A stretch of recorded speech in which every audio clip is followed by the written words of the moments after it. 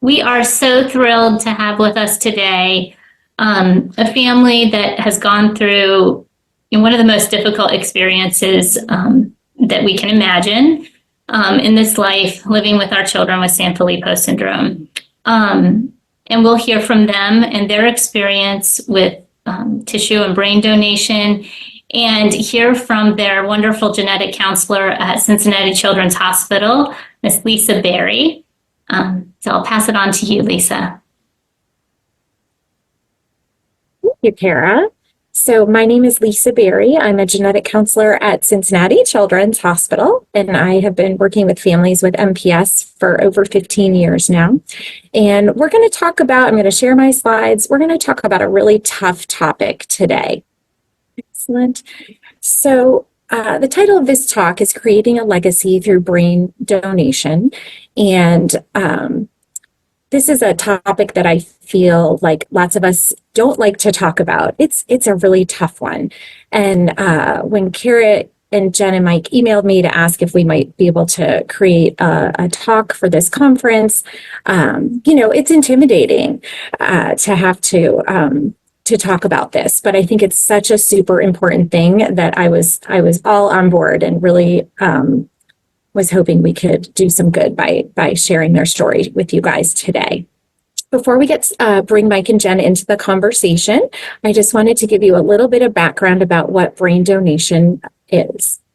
Okay, so why brain donation? So we know that the study of human tissue is a critical component of all medical research programs that involve neurologic conditions like MPS. So brain and other tissue donations from individuals with these types of disorders, particularly pediatric donations, are of immense value. This is not something that lots of people know about and participate in. So each donation that is given is really truly a gift.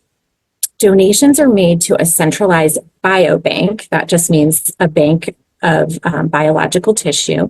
And this allows for coordinated distribution of this tissue to qualified researchers that have to apply to the bank and tell what they want to do with the samples and what they want to study. And this is just a very, very important part of research. We know that the more tissue that is available for research, the faster the science can advance. And this can hopefully someday lead to treatment for Sanfilippo and potentially prevention and cure for Sanfilippo. So the bottom line is the more samples that we have donated, the faster we hope to move that needle and get cures for our families. So the NIH has created an actual neurobiobank. So this is going to be specifically for neurological conditions.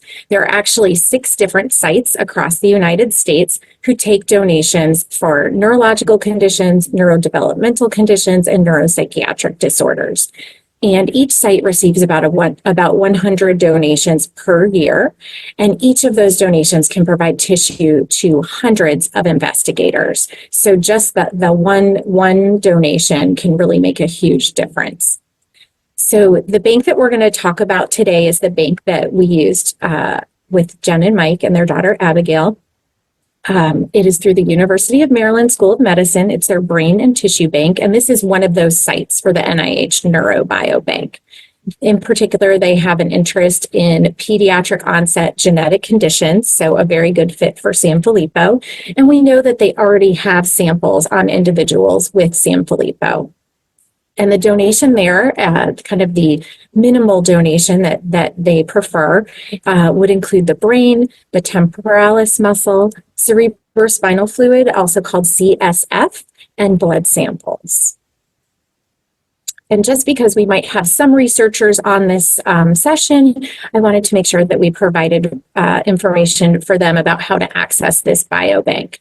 So here's the website about where the researchers can apply to receive samples for their research. So I would love to bring in Jen and Mike, who are the parents of Abigail and Sadie, who are presented here. And we're going to have them turn on their camera. Excellent. And you can see here, Miss Abigail in the middle, their daughter Sadie there on the left, Jen and Mike are on the left in this photo, and of course on screen. And that's their wonderful nurse, Mackenzie, correct? That's right. Also in the picture. So Jen and Mike just earlier this year lost Miss Abigail. And, this is a hard thing to talk about. So thank you guys so much for coming and being willing to have this really tough discussion. Tell us a little bit about your experience, maybe starting with where you heard about doing brain donation and what made you decide to go that route. Okay. I attended a conference 2 years ago, just like this one, and the biobank had a discussion on the importance of donations, and we had an opportunity to sign up. I immediately texted Mike, thinking that if we lose Abigail and she can help in any way, so that nobody goes through what we were going through, then it would be worth it. And he agreed immediately, and we did the first step. Found out later there's additional steps, but we signed up and got on the list, knowing that at any point in time we could change our mind. So just know that you make that decision now and you get to that point and you change your mind. There's options to change your mind. So Abigail, I guess she was 11 when we signed up, thinking that we had many years. Unfortunately, she did pass in June.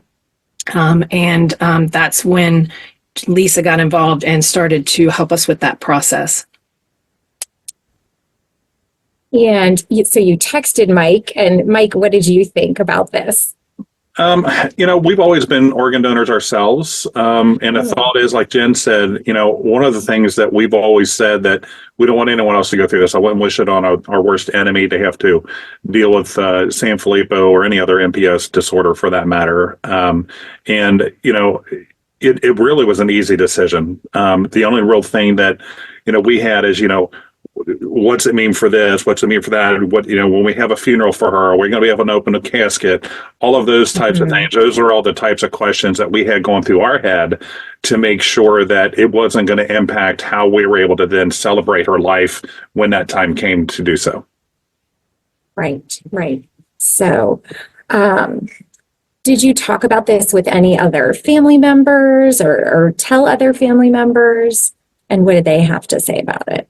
I talked a little bit to Kara about it and Glenn, just to get more information and just reassure that it is vital, that it is a decision that is vital for working towards the cure or treatment or prevention. And I think that was our main goal. And like you said, it does leave a legacy that Abigail's still living on, helping. So that was a part of the discussion. Yeah, and I think we told parents and stuff after the fact. We didn't really involve them in the decision-making process because we wanted it to be made one between us as a family, but for the purpose of what we were doing it for. And we didn't want any emotional things to hamper us making that decision. Yeah. And honestly, I mean, we didn't do it to get any accolades or pat on the back. So I think that was part of the reason where we really didn't advertise that we had signed up for it. It was more just the part of helping other Sanfilippo families. Paying it forward a little bit. Yeah. So let's talk a little bit about what the actual experience was like. So we know that Abigail, became ill, just wasn't really herself towards the end, and you guys had decided to choose hospice care at that point. So we switched hospice care. I think it was about May 31st. She was lethargic, wasn't responsive. She did perk up for the next 7 days, so that was a huge blessing. And then she started the end of her life, I think, the beginning of June. And the day that she was lethargic, I had contacted you to make sure that we had everything in place because I didn't know what that process was going to look like. And I was fearful that we were going to miss the opportunity. Right. It might not be able to happen if we didn't have all the pieces in Right. place. And I think the hospice, I think that was more May 21st. I think is roughly is where we got in. We were in palliative care before that. And then we went into hospice when she got sick. And we even had a discussion at one point of, hey, do we go back to palliative care? Because it looks like she's coming out of whatever we thought she had. Right. But then, within like a day or so of having that discussion, then things just turned down dramatically and her body just got tired is really what it got down to. I think that's when you got involved and we realized that there was a second step that we hadn't done. And then you walked us through that process, which I think we'll talk about in a little bit. Yeah, so that's absolutely right. And we'll go through a few slides with the process, but right. So you had reached out and let me know. And, interestingly, like we hadn't really had this discussion, at least not formally. I really don't remember if you guys had discussed it with me or not. So this was sort of coming to me as a first time of knowledge and thinking, oh gosh, well, we better find out what's happening here. And so I was able to reach out to University of Maryland, and their coordinators, I will tell you, were on it. Like they responded to me right away. They got me exactly all the information that we needed. And it did turn out that we needed to still finish quite a bit of paperwork. So, we can kind of walk through that process a little bit, but we were able to get that paperwork done and we were able to make it happen. And we only completed the paperwork the day before she passed. Yeah. I will say that I hope that anybody that has to make this decision, that the hospital is as resourceful and helpful as Cincinnati Children's was. They walked us through that process. They came to us many times just making sure that this was the decision we wanted to make. In that process, we asked lots of questions. We were worried.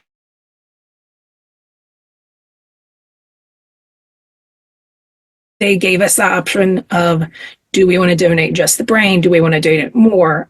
So they were extremely careful in guiding us through and helping us make decisions, but not being forceful in any way. Even after she passed, they asked and confirmed multiple times before we signed the paperwork. And I'm pretty sure that even after we signed the paperwork, if we would have called and said no, we just correct. Right. Just because you sign something doesn't mean that this is set in stone and a person can't change their mind. Right. Absolutely. And one thing that that I remember too is, initially we were going to have Abigail at home through the end of her life.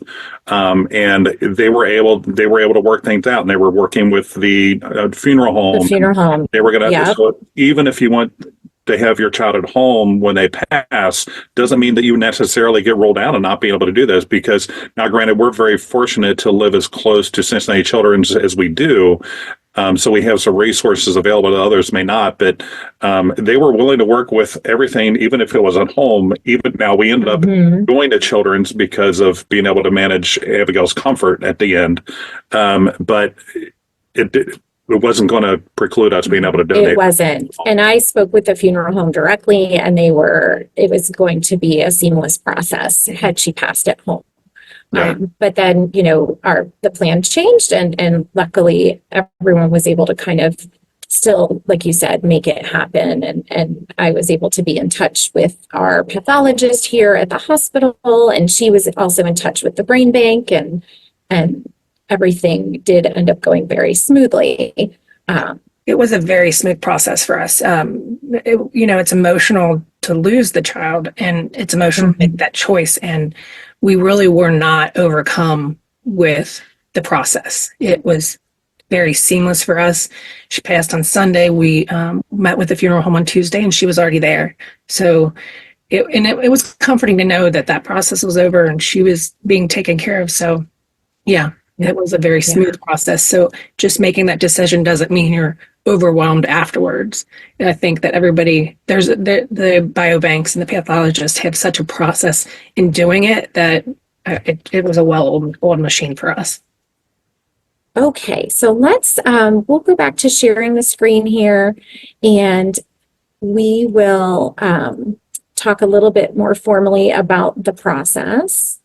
So, the process, we touched on this a little bit. You guys had initially reached out, and what needs to happen next is that they do need to send you a packet with the consent form, either by email or regular mail. So in order to complete the registration process. So I think the piece that you guys had done was reach out and kind of get on the list of people who are interested, but we hadn't yet completed the consenting documents. So this is the piece that I would probably recommend doing sooner rather than later if this is something that you are interested in for your family.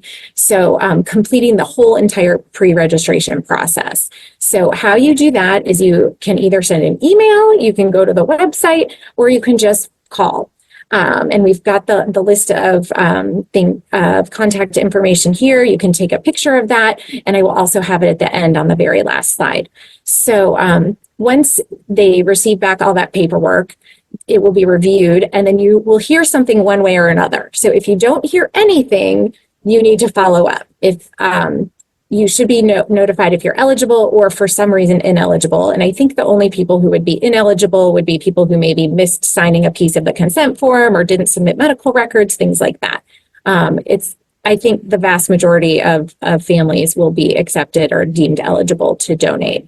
And then what happens is around the time of transition or when death actually occurs, either the family or your provider can contact the coordinator at the bank, and then they are amazing. They will, they know exactly what to do. Like Jen said, it's a well-oiled machine, and they will work with whoever it is that they need to work with in order to make that donation happen. Okay, so the next piece I wanted to address was the paperwork, because this, as it turned out, I think we were all a bit surprised at, was a tad bit, at least in the moment, overwhelming. So I was thinking, gosh, this will be a consent form. You guys will sign it, send it back to them, and that'll be that. But it turned out to be about 20 pages of paperwork, and parents actually do have to, I believe it was initial and date every single page of it. So you can't miss a page of that. They ask for demographics, next of kin information, funeral home information. So if you haven't made those plans yet, it is going to ask you for that. And then medical information. It was about 3 pages of medical information, which honestly, I felt most comfortable being the one filling that out. I think that would be very difficult for you guys to fill out. It asks for doctors' names, addresses, health history, diagnosis, date of diagnosis, medication that the individual is taking. And then it asks for some, things that really just don't apply to children or don't apply to children with Sanfilippo, like smoking history, things, vaccine history, are you left-handed, right-handed, things like that.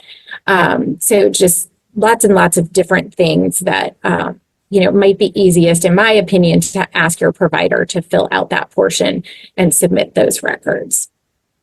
And then the next part of the process we talked a little bit about was,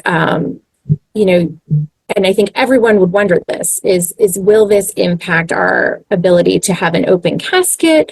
Will this alter my child's appearance in any way? Did you guys want to speak a little bit to that? And then I can share the next photo and just let people know that the next photo, thank you guys so much for sharing this, because I think it answers those questions. This is a photo of Abigail in her casket at the funeral. Yeah. So we were afraid because they were taking the brain and the stem. Hold on.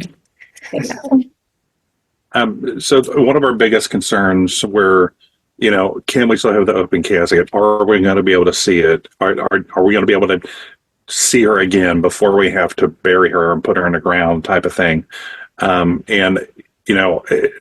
Jen and her nurse, I think, are the two that did her hair. About the only thing that they noticed at all is when they were fixing her hair, they could see some things, obviously, because you're doing some things when you're fixing things. But as you can see from the photo, from the casket perspective, you would never know that we donated, and we donated more than her brain stem. We donated all her brain and stuff. We donated almost all of her organs for research. So you would never know that, looking at that we had done any of it. So it was a very pleasant surprise. because even going into it, even as many times as we were assured, Right. you're not gonna see it. You still have in the back of your mind, really, if you're taking a brain, how am I not going to see that? But I mean, you can't tell. It's beautiful. Well, we've got some key takeaways here for any family considering this process. The brain is a precious resource for our research and to make it to the next level, to get our Sanfilippo kids the treatments that they need. The program is open to everyone, and they actually also encourage donations from healthy individuals to use as control samples. So even if this isn't something you necessarily want to do for your child, if you think for you yourself someday, this might be something you would want to consider, you can also be a donor. There is a 24-hour viability window for a donation. So this is why it's super, super important that we have pre-registration occurring. And that you share your end-of-life arrangements with those project coordinators at the bank. One thing I want to point out is that donations are not guaranteed, so they can depend on availability of a pathologist and other transportation factors, things like that. So even if you sign up, it's not 100% guaranteed that they will be able to make it happen. And certainly what we're talking about today, I know there are international people on this conference. This is the process in the US. And it may be that where you live, they may refer you to a different site other than Maryland. So just keep that in mind. But the first start of the process would be just to reach out. And like you guys said, once you sign up, it doesn't mean you have to go through with it. You can always change your mind at any time. Even once they receive the donation, you can actually withdraw consent at any time, and they will pull that sample. So, and then some logistical things, the identity of the donor is always kept confidential. Donations that are received are de-identified, and this is very common in research, de-identified and assigned an ID number, and that the connection, the identity is retained by the bank, but the researchers who use the samples will never learn the identity. They will be provided with general health information and diagnosis and things like that about the individual who donated, but they're not provided with their name or identifying information. There are no major religions that prohibit brain donation. Always feel free to check with your spiritual advisor, but all the major religions out there are generally okay with this process. There is no cost to being a donor. No extra costs like funeral services or anything like that are covered. However, there is no cost associated with actually giving a donation. And lastly, like we just talked about, we know that donation will not delay your funeral services or interfere with the option for an open casket. So those are, that's everything that we had in our slides. Is there anything else, Jen, Mike, that you guys would like to add at this point? I don't think so. Just, that we're open for any questions that people may have, and, reaching out, you can get contact information. And if you have questions about things, if you want to get a little more personal about things of someone who's gone through it, then feel free to reach out. I will say, I'll put it out there, it is a very difficult decision. And if someone emotionally cannot withstand the process, I definitely would not want anybody to feel bad. Like obligated or Yeah. Yes. This, I totally agree with that. This is not going to be for every family, and that's 100% fine. But I'm also glad that we are kind of, breaking down that kind of wall that we probably, a lot of us put up, like, oh, that's too hard to, at least me as a provider, that's too hard to talk about. I don't know if I want to bring that up with this family. They're already having a hard enough time as it is. But I think for me, this has been a learning experience, and I know I'm definitely going to be bringing it up with more families now. So thank you, guys. Thank you.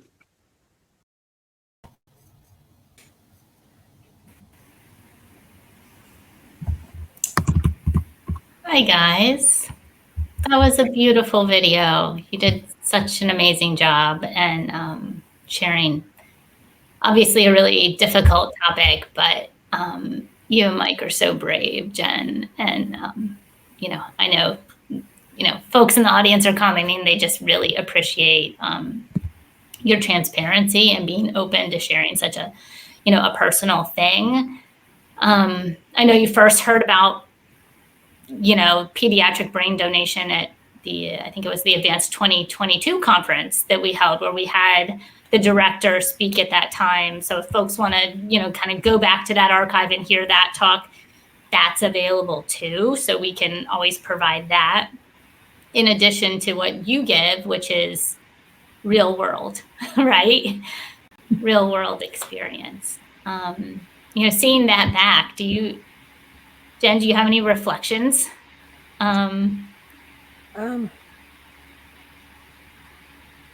No, I mean, I know that I got emotional, so it just reminds how fresh it all is, but I'm glad that we did it because I know how important it is. Yeah, so brave.